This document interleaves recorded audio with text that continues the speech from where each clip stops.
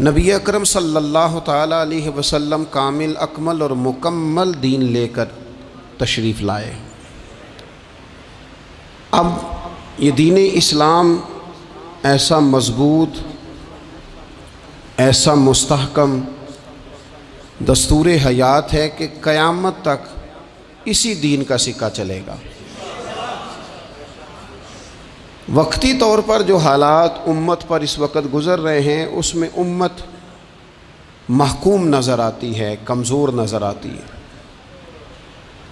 اور ہم دیکھتے ہیں کہ غیروں کا رعب بھی ہمارے حکمرانوں کے چہروں اور ان کے لہجوں پر نظر آتا ہے۔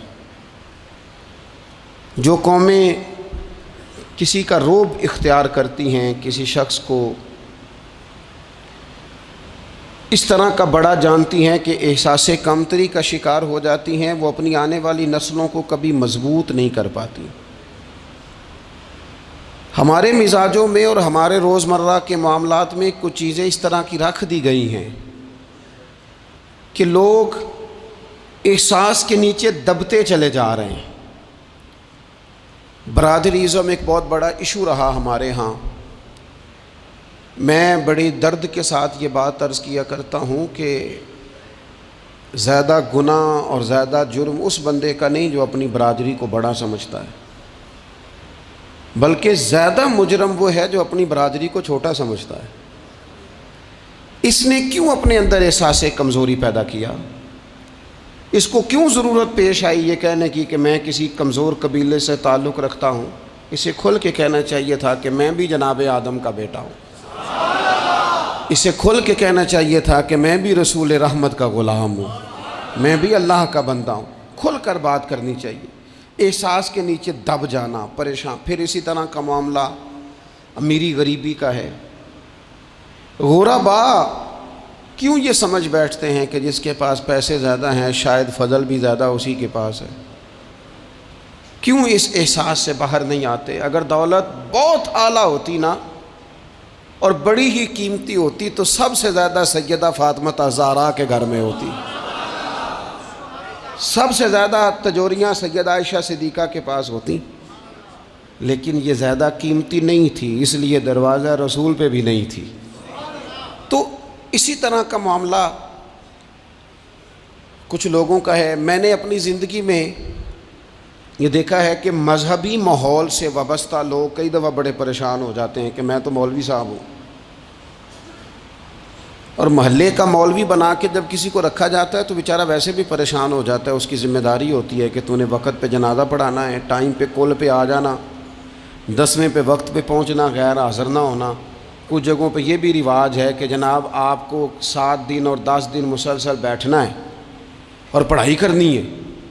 وہ آہستہ آہستہ آہستہ آہستہ بچے احساس کا شکار، یعنی قرآن شریف پڑھنے والے بچے اور کتاب و سنت کی تعلیم حاصل کرنے والے بچے، لیکن انہیں یہ کہا جاتا ہے کہ چلو فلانی جگہ قرآن پاک پڑھنے چلتے، قرآن پڑھنے جا رہے ہیں۔ قرآن انقلاب کی کتاب ہے، قرآن بندے کو عروج دیتا ہے، لیکن ان بچوں کی ذہنی ساخت یہ بنائی جا رہی ہے کہ چلو قرآن پاک پڑھنے چلتے ہیں، وہاں بریانی ملے گی کھانے کو، گوشت ملے گا کھانے کو۔ شکایت ہے مجھے یا رب خدا بندان مکتب سے، سبق شاہی ہے بچوں کو دے رہے ہیں خاک بازی کا۔ اتنی چھوٹی جب آپ کسی کی سوچ بنا دیتے ہیں تو پھر وہ آپ کہیں کہ وہ انقلاب برپا کرے، وہ کوئی بڑا کارنامہ سر انجام دے، یہ ہوتا نہیں، ممکن نہیں ہوتا۔ جب آپ آہستہ آہستہ کر کے احساس کمزوری کے نیچے دبتے چلے جاتے ہیں، دبتے، حالات خراب ہو جاتے ہیں۔ ہمارے بزرگ ہمیں کہا کرتے تھے کہ مولوی ہونا کوئی تانا ہے، اور ہم نے حالات بدلتے دیکھے۔ ایک ٹائم ایسا تھا کہ مولوی ہونا لوگ تانا سمجھتے تھے، ہمیں بھی کہا مولوی صاحب ادھر آئیں، آپ کو دیانتداری سے کہتا ہوں ہم نے وہ دور بھی انجوائے کر کے گزارا ہے۔ جے کسی ایک باری مولوی آکھے تو انہوں آکھے یار کوئی پریشانی والی گل ہے، شکر ہے اسی مولوی ہیں، یہ کوئی پریشانی ہے؟ آپ کیوں پریشان ہو گئے؟ مولوی کسی تانے مینے کا نام ہے۔ اور پھر وہ جو کل تک کہہ رہا تھا نا کہ اوہو تسی تو مولوی بن گئے ہو، پھر ہم نے وہ دور بھی دیکھا، اس نے کہا یار 2 منٹ کھڑا ہو تیرے ساتھ تصویر بنانی ہے۔ وہ دور بھی دیکھا، یہ دور بھی دیکھا. تھوڑا سا نا اپنی زندگی کے اندر خودداری، عزت نفس، وقار. اسلام عروج دیتا ہے بندے کو.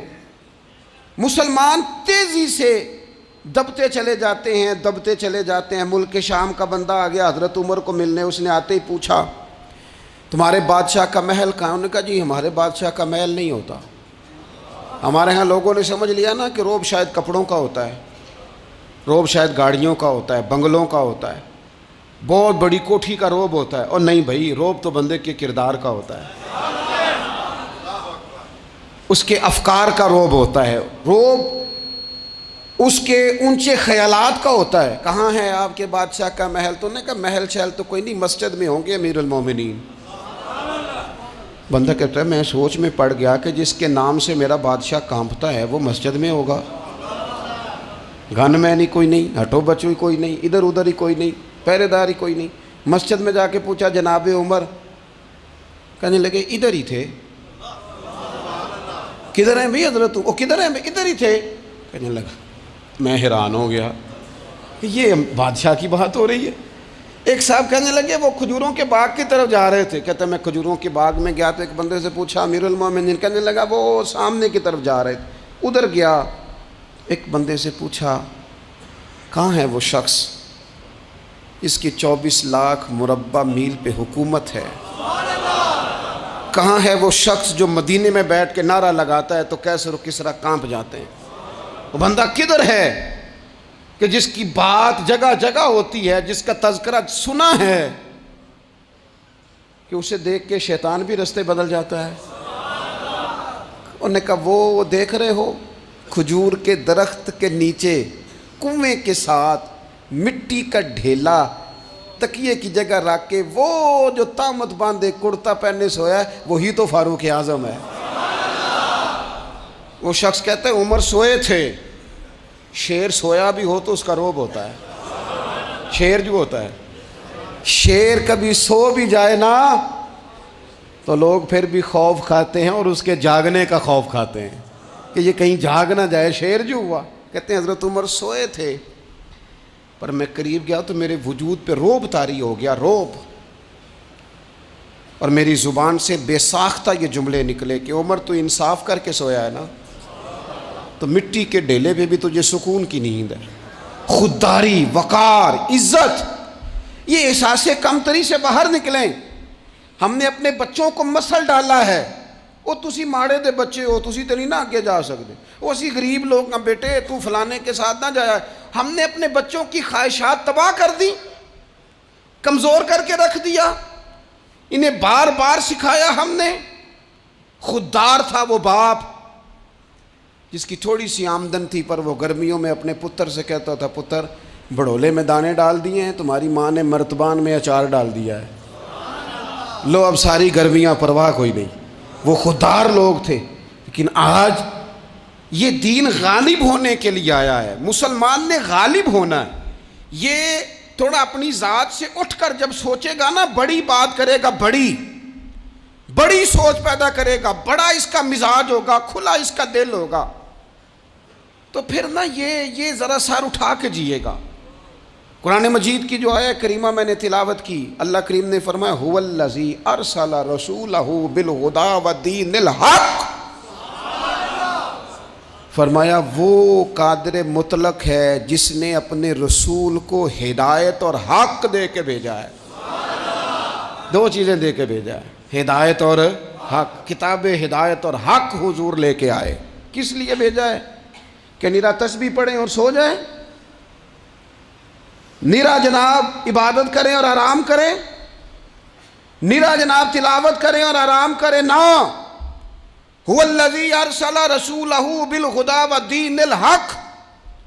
وہ رب ہے جس نے اپنے نبی کو، اپنے رسول کو ہدایت اور حق دے کے بھیجا ہے. کیوں؟ کہ لیظہرہ علی الدین کلہ، تاکہ اس دین کو تمام دینوں پر غالب کر دے، اس کو غالب کرے، ہر دین پر یہ دین چھا جائے. وَلَوْ كَرِهَ الْمُشْرِكُونَ. اگرچہ مشرکوں کو یہ بات بری ہی لگے، نا پسند آئے، کسی کو نہیں آتی، لِيُظْهِرَهُ عَلَى الدِّينِ كُلِّهِ، یہ دین غالب ہونے کے لیے آیا. غالب تو نماز بھی پڑھ، عبادت بھی کر، لیکن یہ بھی خیال رکھ کہ دنیا میں نماز والے نبی کا نظام بھی قائم کرنا ہے.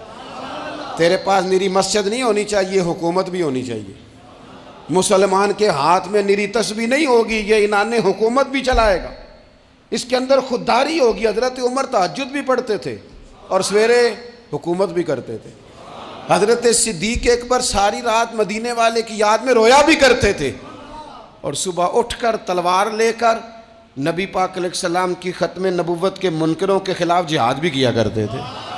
جب تک اپنے مزاج میں وہ شوق نہیں پیدا ہوتا کہ دین کو غالب کرنا ہے، جد و جہد کرنی ہے، کوشش کرنی ہے. بڑا سوکھا ہے ہمارے لیے بھی، آرام سے نماز پڑھیں، نفل پڑھیں، عبادت کریں. اور ویسے بھی اسے لوگ زیادہ بڑا پیر سمجھتے ہیں جس کی تسبیح زیادہ لمبی ہو. وہ زیادہ بڑا پیر ہوتا ہے جس کی پگڑی ذرا زیادہ بڑی ہو، جبہ تگڑا پہنے، اجرے کے اندر رہے، باہر نہ نکلے، اور اندر جائیں 2 منٹ کے لیے حضرت کی زیارت کریں، باہر آ جائیں بس چھٹی. وہ زیادہ پیری مریدی ہو جاتی ہے. پیر تو بولتا ہی نہیں. وہی ہے تیرے زمانے کا امام برحق. اقبال کہنے لگے وہی ہے تیرے زمانے کا امام برحق، جو تجھے حاضر و موجود سے بیزار کرے اور موت کی شکل میں دکھلا کے تجھے جلوہ یار، زندگی تیرے لیے اور بھی دشوار کرے. تو جو تیرا جینا مشکل کر دینا، وہ تیرے زمانے کا امام برحق ہے، تیرے لیے زندگی دشوار کر. یہ کیا بات ہوئی کہ ٹھیک ہے جناب آپ موج کریں جو دین غالب ہونے کے لیے آیا. دین کے مزاج میں غلبہ ہے، دین کی طبیعت میں غلبہ ہے. دیندار چھا کے وقت گزارا کرتے ہیں. اللہ تعالیٰ نے اس دین کے اندر وہ قرار دیا ہے، وہ وسعت دی ہے، وہ درد دیا ہے، وہ ذوق دیا ہے. اپنے اندر سے وہ بت توڑ ڈالیں جو بت مایوسی پھیلاتے ہیں. ان جگہوں سے نکل آئیں جہاں انسان کمزور پڑتا ہے. اٹھ باندھ کمر کیوں ڈرتا ہے، پھر دیکھ خدا کیا کرتا ہے. آگے کی طرف دیکھیں، آگے کی طرف دیکھیں. میرے نبی اکرم صلی اللہ تعالیٰ علیہ وسلم نے فرمایا حالات جتنے بھی خراب آ جائیں، ماحول جتنا بھی بگڑ جائے، امت پر دشواری جتنی بھی آئے، حضور علیہ الصلوۃ والسلام نے فرمایا ہے یہ دین اسلام ہے. یہ مسلم کے لفظ ہیں. حضور فرماتے ہیں یہ دین ہمیشہ قائم رہے گا. اور فرمایا ایک جماعت ہوگی پوری میری امت کی جو دین اسلام کے دفاع میں کام کرتی رہے گی، جد و جہد کرتی رہے گی، کوشش کرتی رہے گی، ہمت کرتی رہے گی. میرے عزیز حضور نے فرمایا ہمیشہ یہ دین قائم رہے گا، اور ایک جماعت ہمیشہ اس دین کے لیے کام کرتی رہے گی. اور میرے نبی پاک علیہ السلام نے فرمایا 100 سال کے بعد تو اللہ ضرور اس امت میں ایک ایسا شخص پیدا کرے گا، یہ ابن ماجہ میں حدیث موجود ہے، جو اس دین کی نئے سرے سے تجدید کر دے گا. وہ لوگ آتے رہے، جب حالات بڑے بگڑے تو حضرت عمر بن عبدالعزیز آ گئے، حالات کا رخ بدل کے رکھ دیا. پھر معاملات بڑے بگڑے تو امام شافعی جیسے لوگ آ گئے، غوث اعظم جیلانی جیسے لوگ آ گئے. حالات بڑے بگڑے تو شیخ عبدالحق محدث دہلوی جیسے لوگ آ گئے. ہندوستان میں جب ماحول بڑا کٹھن ہوا تو اعلیٰ حضرت فاضل بریلوی جیسے لوگ آ گئے. ہر صدی کے سرے پر اللہ تعالیٰ ایک مجدد بھیجے گا. حضور کا وہ غلام دین کو نئے سرے سے تازہ کرے.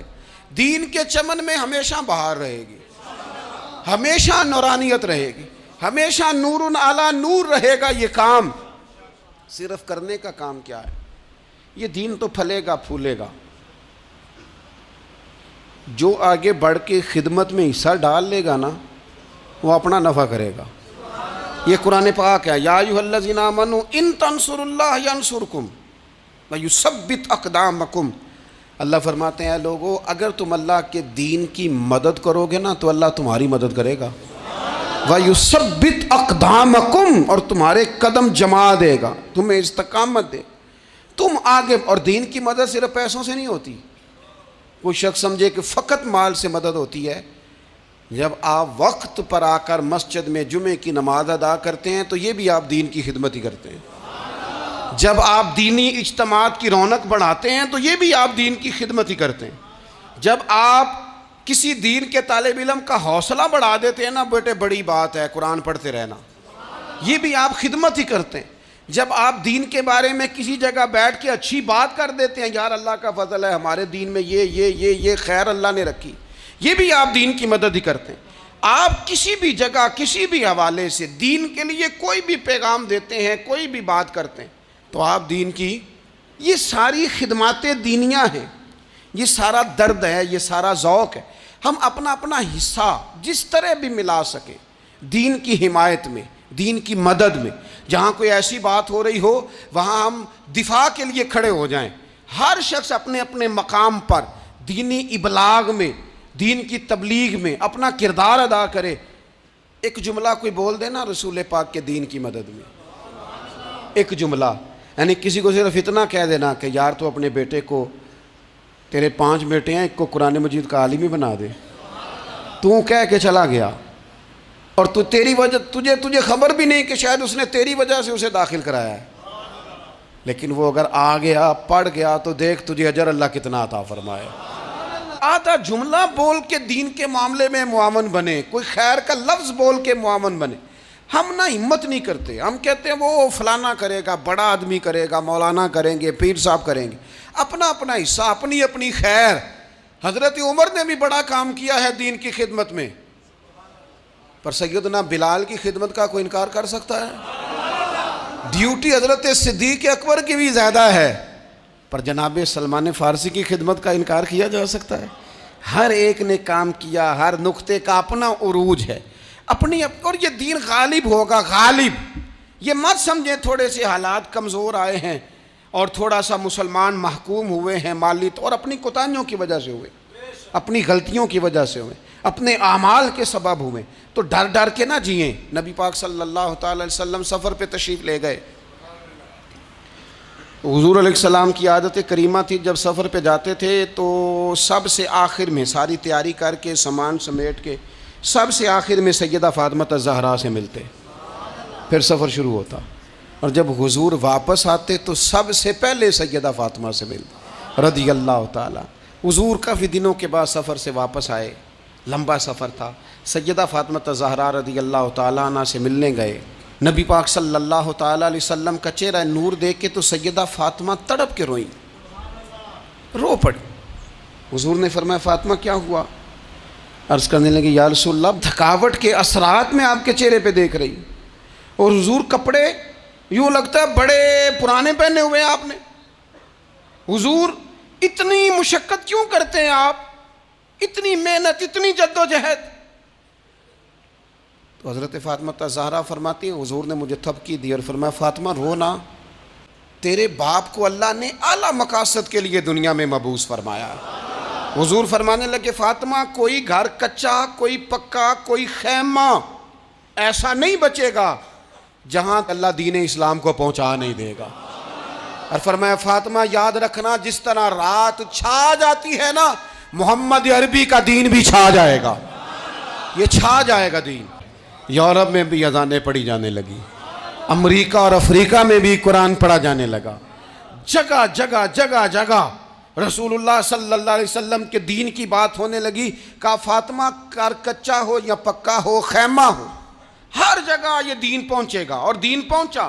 دوستو کمزوری وقتی طور پر ہے, حالات وقتی طور پر ہیں. مسلمانوں نہ گھبراؤ, خدا کی شان باقی ہے. یہ دین فطرت ہے, یہ دین اپنی حقانیت کی وجہ سے پھیل رہا ہے, کسی کا محتاج نہ یہ کسی کے زور لگانے. مسلمانوں نہ گھبراؤ, خدا کی شان باقی ہے, ابھی اسلام زندہ ہے, ابھی قرآن باقی ہے. یہ کافر کیا سمجھتے ہیں جو ہم سے روز الجھتے ہیں, ابھی تو کربلا کا آخری میدان باقی ہے, ابھی تو آخری میدان لگے گا میدان کربلا میں, اور فکر حسینی کے علم بردار میدان میں نکلیں گے, یزیدی سوچوں سے ٹکرائیں گے, اور بڑے سینے تیار ہیں جو اس کے لیے پوری جد و جہد کریں گے. ابھی تو کربلا کا آخری میدان باقی ہے. اپنی زندگی کے اندر قوت ارادی پیدا کریں, کچھ کر لینے کی ٹھان اپنے مزاج میں پیدا کریں. کمزوری آ جاتی. عدی بن حاتم جو تھے نا, یہ حاتم تائی کے بیٹے تھے, بادشاہ کا بیٹا تھا, زمانہ بڑا دیکھا تھا, بڑے بڑے وزیروں مشیروں, ساری زندگی اعلیٰ سطحی وفود سے ملاقات ہوئی. عدی حضور کی بارگاہ میں آئے, مسند امام احمد بن حنبل میں موجود. تو اسلام پر ابھی غربت کا دور تھا, چند لوگ مسلمان ہوئے تھے. نبی پاک علیہ السلام نے فرمایا عدی کلمہ پڑھ لو. تو عدی کہنے لگے میں تو پہلے ہی ایک دین کا ماننے والا ہوں. حضور فرمانے لگے جس دین کے تم ماننے والے ہو اس دین کو میں تم سے زیادہ جانتا ہوں. حضور فرمانے لگے جس دین کے تم ماننے والے ہو اس میں کیا یہ لکھا ہے کہ مال غنیمت کا چوتھا حصہ کھا جاؤ؟ کہنے لگے نہیں. تو فرمایا کھا کیوں جاتے ہو؟ عدی کہتے ہیں چونکہ یہ ہمارے اندر کی بات تھی بادشاہوں کی, تو میں نے فوراً سر تسلیم خم کر دیا, میں نے فوراً سر جھکا دیا. میں نے کہا آپ بات ٹھیک کر رہے ہیں. حضور فرمانے لگے اب اگلی بات بھی کروں یا رسول اللہ فرمائیے. فرمایا پتہ ہے تم دین کیوں نہیں قبول کر رہے؟ یہ بھی مجھے پتہ ہے. یا رسول اللہ کیوں؟ فرمایا تم دیکھتے ہو کہ دین کے ماننے والے غریب لوگ ہیں, تم دیکھتے ہو کہ ابھی یہ کمزور ہیں, تم دیکھتے ہو کہ مکے والوں نے مدینہ طیبہ سے پریشان کر کے مسلمانوں کو نکال دیا ہے. یہ غریبی دیکھ کر, بظاہر اسلام کی کمزوری دیکھ کر تم کلمہ نہیں پڑھ رہے. حضور فرمانے لگے عدی مقام حرا کا نام سنا ہے؟ بڑی دور تھا علاقہ وہ, مقام حرا کا نام سنا ہے؟ عدی کہنے لگے حضور سنا ہے پر وہ جگہ دیکھی نہیں. محبوب فرمانے لگے سن, میں وہ وقت لے کے آؤں گا, میرا دین اس طرح نافذ ہوگا کہ ایک عورت مقام حرا سے اونٹنی پہ اکیلی بیٹھے گی اور اکیلی آئے گی اور آ کے بیت اللہ کا طواف کرے گی, سوائے اسے اللہ کے کسی کا خوف نہیں ہوگا, رب کے علاوہ کسی سے نہیں ڈرے گی. یہ دور آئے گا. تو دیکھ رہا ہے کہ صرف مکے پہ حکومت نہیں دنیا پہ مسلمان چھا جائیں گے. اور حضور فرمانے لگے کسرا کا نام سنا ہے؟ کہا حضور وہ تو بظاہر اس وقت بڑا تگڑا بادشاہ ہے. فرمایا اس کے علاقے بھی فتح ہوں گے, وہ خزانے مسلمانوں کے پاس آئیں گے. اور فرمایا تو تیسری بات نبی پاک نے بیان کی, فرمایا تو یہ دیکھ رہا ہے کہ مسلمانوں میں غربت ہے؟ فرمایا عدی ایک وقت آئے گا لوگ دینے کے لیے نکلیں گے پر انہیں لینے والا کوئی نہیں ملے گا. ایک وقت آئے گا لوگ دینے نکلیں گے لینے کوئی نہیں آئے گا. عدی کہتے ہیں کہ میں رسول کریم کا کلمہ پڑھ کے مسلمان ہو گیا. اب پھر زیادہ دور نہیں گزرا, عدی رویا کرتے تھے. حاتم تائی کے بیٹے عدی رویا کرتے تھے اور رو کے بتایا کرتے تھے لوگوں وہ جو حضور نے فرمایا تھا نا بی بی حرا سے چلے گی اور طواف کرے گی, وہ بی بی میں نے اپنی آنکھوں سے آتی دیکھی. میں نے اس تنہا عورت کو حضور سید عالم کی پیشن گوئی کے مطابق بیت اللہ کا طواف کرتے دیکھا, اسے سوائے اللہ کے کسی کا ڈر نہیں تھا. اور عدی کہنے لگے وہ جو حضور نے فرمایا تھا نا کہ کسرا کے خزانے فتح ہوں گے, فرمایا وہ جب فتح ہو رہی تھی تو میں خود اس جنگ میں شریک تھا, مجھے اللہ نے موقع دیا, میں مجاہدوں میں شامل تھا. اور فرمانے لگے تیسری پیشن گوئی رہ گئی ہے, مجھے امید ہے وہ بھی پوری ہوگی. حضرت عمر بن عبدالعزیز کے زمانے میں آ کے وہ دور بھی آیا کہ لوگ زکوٰۃ دینے نکلتے تھے, لینے والا کوئی نہیں ملتا تھا. لوگ کسی کو غریب سمجھ کے صدقہ دینے لگتے تھے, وہ کہتا تھا بھائی لے جا, میں تو رات خود دے کے آیا ہوں. لوگ دینے نکلتے تھے, لینے والا کوئی نہیں. اسلام کی فطرت میں قدرت نے لچک دی ہے, اتنا ہی یہ ابھرے گا جتنا کہ دبا دو گے. یہ مولویوں کی وجہ سے, پیروں کی وجہ سے, سیاستدانوں کی وجہ سے نہیں چھائے گا. یہ کیوں چھائے گا کہ ارسل رسولہ بالہدی ودین الحق, یہ اس لیے چھائے گا کہ اللہ نے بھیجا ہی حق کے ساتھ ہے, یہ آیا حق کے ساتھ ہے, لہذا چھا جائے. حق ہمیشہ چھا جایا کرتا ہے. اور وَقُلْ جَاءَ الْحَقُّ وَزَهَقَ الْبَاطِلُ إِنَّ الْبَاطِلَ كَانَ زَهُوقًا. جب حق آتا ہے تو باطل خود بخود چھپ جاتا ہے, اور باطل ہوتا بھی مٹ جانے کے لیے. بس نا یہ دین حضرت خباب بن الارت رضی اللہ تعالیٰ عنہ فرماتے ہیں ہمیں بڑی تکلیف دی کفار مکہ نے, قریش نے بڑا ستایا. نبی پاک علیہ السلام خانہ کعبہ کے ساتھ ایک چادر لے کے آرام فرما رہے تھے. ہم حضور کی بارگاہ میں گئے, یا رسول اللہ دعا کریں یہ تباہ ہو جائیں, تنگ بڑا کرتے ہیں. حضور آپ دعا کریں اللہ کی بارگاہ میں. تو حضور اٹھ کے بیٹھ گئے, فرمایا جلدی نہ کرو, تم سے پہلے ایسے لوگ گزرے ہیں جن کو گڑوں کے اوپر رکھ کے نا تو آروں سے کاٹ دیا جاتا تھا, وہ 2 ٹکڑے ہو جاتے تھے. فرمایا جلدی نہ کرو. تم سے پہلے ایسے لوگ گزرے ہیں کہ لوہے کی کنگھیوں سے ان کا گوشت نوچ دیا جاتا تھا، ہڈیاں تک زخمی ہو جاتی تھی، سی نہیں کرتے، زخم پہ زخم کھا کے جی خون جگر کے گھونٹ پی، آہ نہ کر لبوں کو سی، یہ عشق ہے کو دل لگی نہیں۔ کہا خبیب تھوڑا صبر کرو، اور پھر حضور فرمانے لگے خبیب یہ بات یاد رکھنا، جو دین میں لے کے آیا ہوں یہ غالب ہو کے رہے گا، یہ غالب ہوگا، غالب۔ وہ ابو سفیان جو میدان احد میں کہتے تھے فلاں بھی ہم نے مار دیا، فلاں بھی مار دیا، جب 10,000 کا لشکر لے کے نبی پاک گئے تھے نا دوبارہ واپس، 10 سالوں میں 3 لوگ لے کے حضور مکے سے آئے، اور 10,000 کا لشکر لے کے جب دوبارہ گئے نا، ابو سفیان کہنے لگے لڑنا ہی نہیں، کیونکہ جس شان سے معصوم آمنہ آئے ہیں لڑنے والی بات ہی کوئی نہیں، طاقت ہی نہیں، آنکھ نہیں ملا سکتے تو ہاتھ کیسے اٹھائیں گے۔ لیکن پتہ ہے حضور کا طریقہ کیا تھا؟ سیاہ امامہ تھا، اونٹنی پہ بیٹھے تھے، اور گردن محبوب نے اتنی جھکائی تھی کہ وہ اونٹنی کی گردن سے لگ رہی تھی، اس شان کے ساتھ حضور داخل ہوئے۔ اذا جاء نصر اللہ والفتح ورأیت الناس يدخلون فی دین اللہ افواجا۔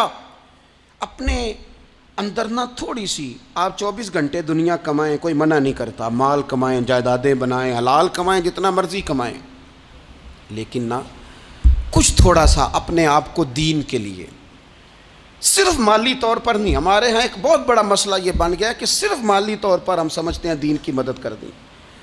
اگر آپ اپنے پتر کو نمازی بنا چکے ہیں تو ایک کام آپ نے دین کی خدمت کا کر لیا۔ اگر آپ کی بیٹی پردے کی عادی ہو گئی ہے تو آپ نے دین کی خدمت میں ایک حصہ ڈال لیا ہے۔ اگر آپ کے گھر کے اندر آپ ان ساری چیزوں کو بین کرنے میں کامیاب ہو گئے، یا ایھا الذین آمنوا قوا انفسکم واہلیکم نارا، ایمان والوں خود بھی دوزخ سے بچو، اپنے اہل خانہ کو بھی بچاؤ۔ اگر فحاشی اور یانی کا رستہ آپ نے اپنے دروازے کے باہر روک دیا ہے تو آپ نے دین کی خدمت کر لی ہے۔ اگر آپ اپنے دوستوں کو نمازی بنانے میں کامیاب ہو گئے، اگر آپ چند لوگوں کو قرآن پڑھانے میں کامیاب ہوئے ہیں، تو پھر کچھ نہ کچھ حصہ آپ نے دین میں شامل کیا ہے۔ کرنے کا کام یہ ہے کہ اپنا اپنا حصہ، اپنی اپنی خیر دین میں ملائیں، جد و جہد کریں، کوشش کریں۔ 2 جملے بول کر، جب کوئی بندہ کہہ رہا ہو نا جی بڑا مشکل ہے دین پہ عمل کرنا، تو اسے کہیں دین پہ ہی چلنا تو آسان ہے، دین پہ چلنا ہی تو آسان ہے۔